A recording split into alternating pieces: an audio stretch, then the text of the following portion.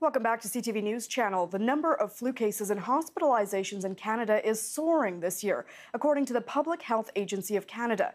The number of outbreaks has started much earlier than usual. This year's flu shot is only 10% effective against the most common strain of flu. For more on this, we're joined now by Dr. Isaac Bogoch, an infectious disease specialist at Toronto General Hospital. He joins us from Toronto. Thank you so much for joining us tonight. Hi, good evening. Good evening. So, Dr. Bogoch, the flu shot we're hearing is only 10% effective against the most common strain this year. So will getting the flu shot even be worth it this year? Yeah, I still think that getting the flu shot is definitely worth it. Remember, there are three predominant strains that are circulating, and one of those three strains, the H3 strain, is not covered that well from the flu shot this year. But the other two strains, which also contribute, maybe a third to about a third of the other flu cases are covered quite well.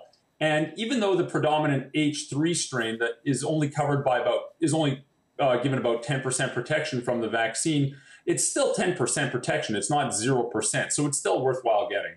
Still, 10% seems quite low. So in your opinion, what went wrong with this year's vaccine? How did we miss the mark on protecting against one of the main strains? Yeah, obviously we'd want something a lot more protective against the predominant strain circulating. And in fact, it's really interesting. They actually got it right in the sense that they predicted the circulating strains. And often we're predicting the strains based on influenza that's circulating in the southern hemisphere that migrates up to the northern hemisphere. So they knew which strains were going to be the likely strains causing infection this year. But during the manufacturing process, the vaccine is actually manufactured in eggs. And during the manufacturing process, you can actually have some small changes throughout that process. And what happened is this year, it looks like perhaps during the manufacturing process, there were some subtle changes that occurred, some small mutations that occurred that made the vaccine less effective against the predominant strain.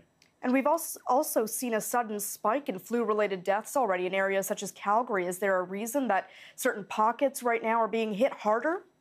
Not really. We know that there are sporadic cases and sporadic outbreaks in different parts of Canada, but what we're really seeing is the natural history of influenza in Canada in the winter, and we're starting to see a greater number of cases as expected. Unfortunately, this year, it looks like there are more cases compared to the same time last year. And of course, because the vaccine is not providing as much protection against the predominant strain, we're probably going to see some more severe cases. So, buckle up. It might be a rough ride. The other side, the flip side of the coin, is that influenza is predictably unpredictable. And, anything can happen. It might be a rough season, but things might also level out. The best thing you can do, still, the best protection we can get against the flu is to get the vaccine and practice excellent hand hygiene. And if you're sick, stay home.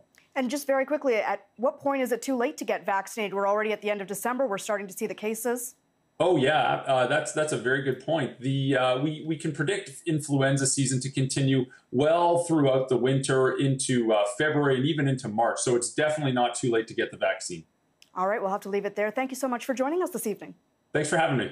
That is Dr. Isaac Bogoch, an infectious disease specialist at Toronto General Hospital, joining us from Toronto.